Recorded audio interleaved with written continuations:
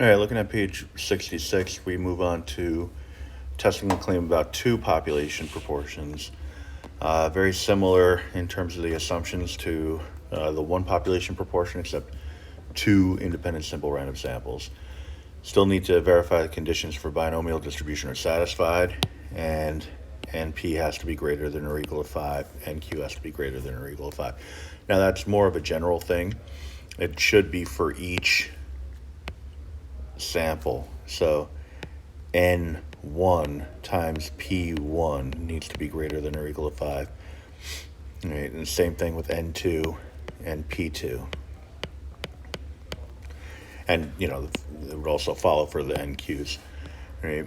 Possible null and alternative hypotheses for two populations really just boils down to a comparison between those two populations.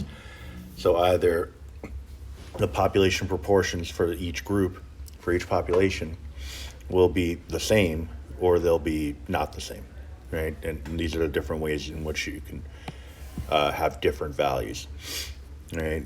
Level of significance, same as it was. Test statistic using the calculator.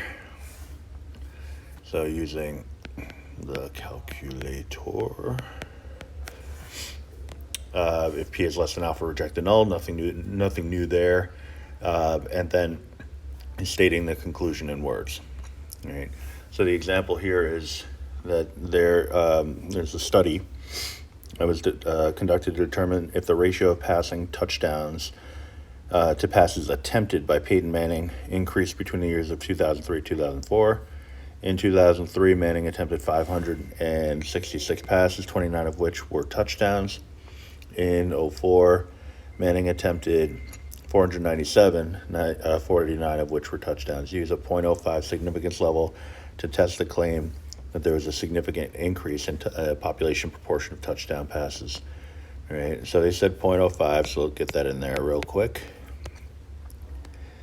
We have our 2 years. I'll start off with the statistics here. We have 2003 and we have 2004.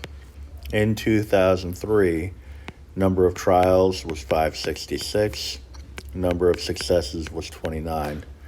In 2004, 497 attempts and 49 were touchdown passes. Now this is my first group here, so I'm just going to throw a little subscript of 1 and subscript of 2 over here. All right.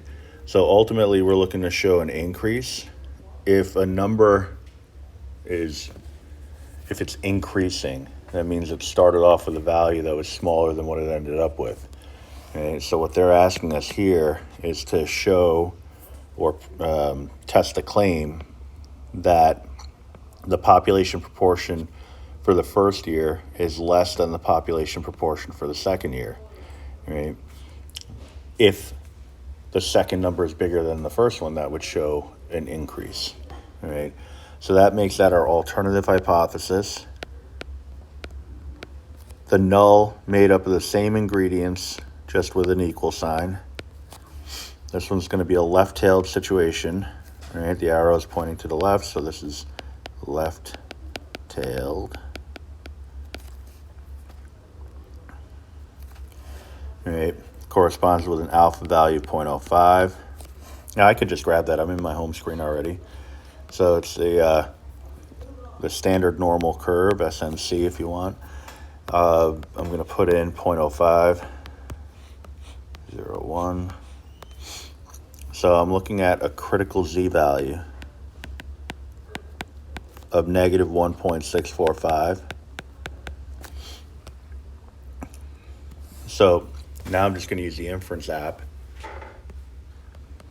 Did all my background stuff. The inference app test. We're looking at two proportions. Right. Put in the particulars.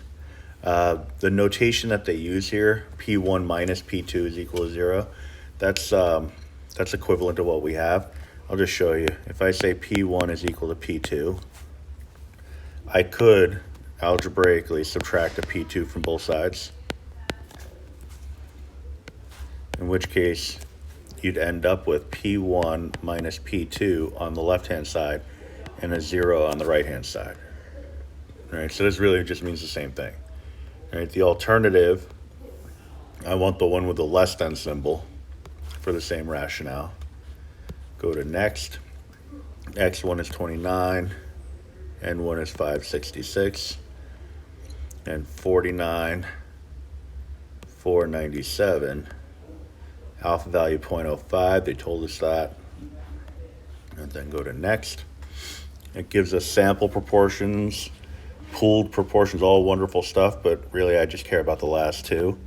The p-value, 0.00157, and the test statistic, z, is equal to negative 2.954. All right. So whether I use the p-value approach or the test statistic and just see where that plots on my graph, it's going to be somewhere in the shaded rejection area. Either way, I'm going to conclude that I'm going to reject the null hypothesis. All right, the p-value 0.00157 is less than the alpha of 0.05, so that covers that. So it's not, I don't know why it does that. So it's not the null, it must be the alternative. So there is sufficient evidence to reject the claim that the difference in population proportion, touchdown passes between, just for spacing, I'm going to say 03 and 04,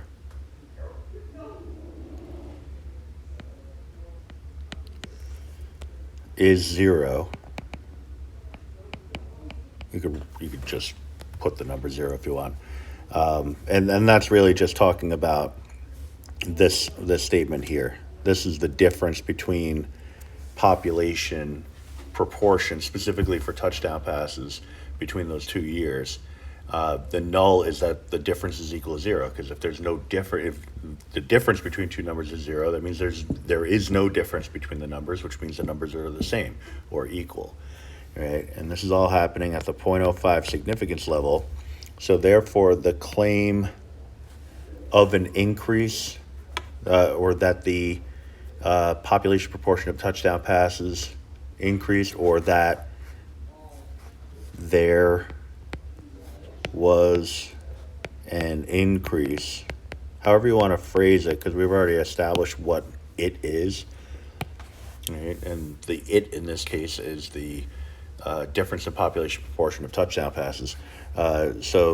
Therefore, the claim that there was an increase between the years, between 03 and 04, that's going to be true. So I'll get rid of false here. All right.